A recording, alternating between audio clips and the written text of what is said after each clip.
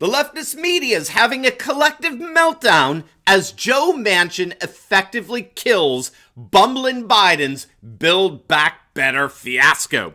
In this video, we're going to take a look at Manchin's announcement yesterday that he is a definite and unequivocal no on Build Back Better.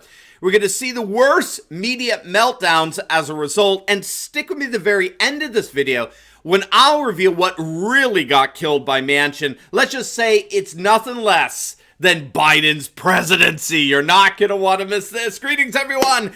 Dr. Steve here with you. Great to be with you. As always, I am your daily fake news antidote. As each and every day, I provide patriotic analysis to help you to think better so you can feel better in these crazy and turbulent times. So if you haven't already done so, you do know what to do now. Make sure to smack that bell and subscribe button. Before we begin, gang, tonight is the night. You are all invited to our live virtual Christmas party tonight, December 20th at 7 p.m. Eastern. I'll be inviting some special guests. I'll be giving away gifts, sharing some special Christmas stories, and more. Now, there is a fee to attend, but not if you're a member of our new Change America initiative. So make sure you join that initiative by clicking on the link below. You just got hours, so don't wait. Click on that link to sign up for our Change America program, and I'll see you tonight at 7 p.m. Eastern for a wonderful Patriot Christmas celebration. All right, gang, let's dive right in here. It's official.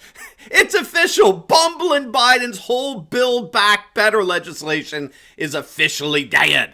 And we've got West Virginia's Joe Manchin to thank for killing it. Manchin shocked the political establishment yesterday when he appeared on Fox News Sunday by declaring in no uncertain terms that he was a definite no on the legislation, effectively killing it on the spot. Take a look. And you know my concerns I had, and I still have these concerns, and where I'm at right now, the inflation that I was concerned about, it's not transitory, it's real, it's harming every West Virginian.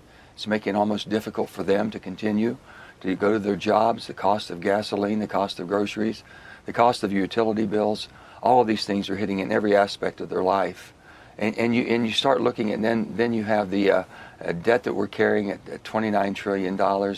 You have also the geopolitical unrest that we have. You have the COVID variant, and that is wreaking havoc again. People are concerned. I've been with my family. I know everyone's concerned. So when you have these things coming at you the way they are right now, I've always said this, Brett, if I can't go home and explain it to the people of West Virginia, I can't vote for it. And I cannot vote to continue with this piece of legislation. I just can't. I've tried everything humanly possible. I can't get there. You're done. This is a no. This is a no. Gang, that's about as dire as it gets with a sitting senator. This is a no. And that no has effectively killed this ridiculous socialist lunacy of Build Back Better. Now, needless to say, the media is melting down today. The left-wing activists disguised as journalists are utterly hysterical over this. The ultra-leftist so-called Republican Jennifer Rubin frantically tweeted out her usual hysterical nonsense. If Manchin is no on both BBB and voting, Biden is done. Democracy is hanging by a thread. Hard to think of anyone more destructive. David Brooks of the New York Times tweeted out, did Joe Manchin really just cripple the Biden presidency and make a second Trump term much more likely? Really? Sam Stein, the so-called reporter for Politico, tweeted out, a lot to process on the Manchin news, but from a substantive standpoint, it's just objectively devastating for the planet. The last best chance at climate change legislation is gone.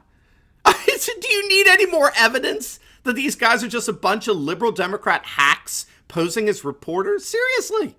What Joe Manchin said was, quote, objectively devastating for the planet? What planet does this guy live on?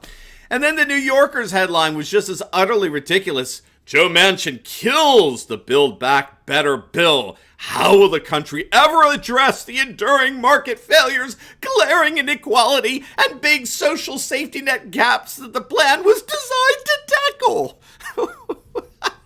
Once again, these are not journalists. They're activists. They're every bit as left-wing as any hardened ideological Marxist professor at a nutty college campus. And these media types portray themselves as the guardians of democracy.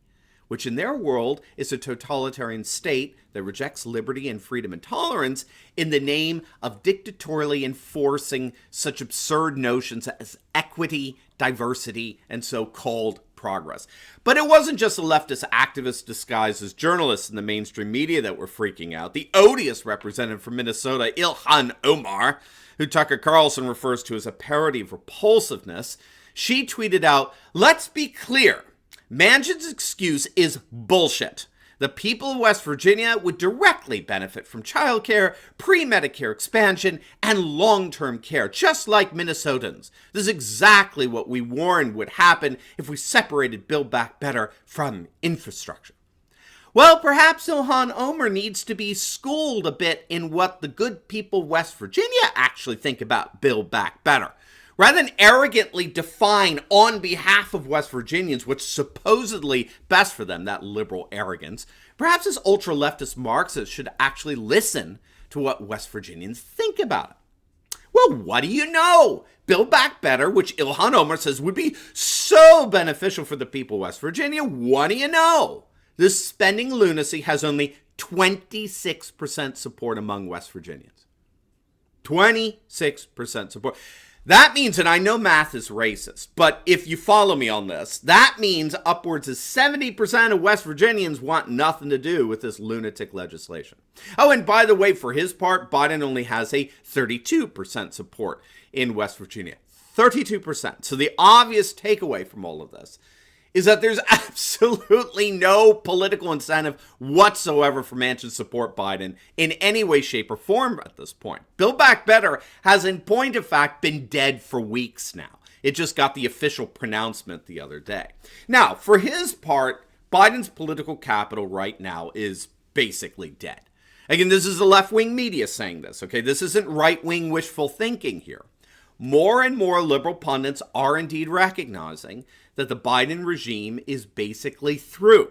Whatever political capital he had, it's gone. There's just no incentive for Democrat representatives and senators in either red states like West Virginia or purple states like Arizona to vote in favor of Biden's policies. As Salon.com makes clear, the Biden presidency is indeed in a full-blown crisis at the moment. He simply has lost all capacity to effectively govern. And this political collapse is coming just in time for the midterms. Look at this from the Hill. The Democrat Party's deterioration is shattering hope for the midterms. Now, I don't know what hope they're talking about here. All the polls show that the Democrats are going to get slaughtered in the midterms, regardless of whether Build Back Better was passed or anything like that. But here's how devastating it is for the Democrats, according to this latest survey.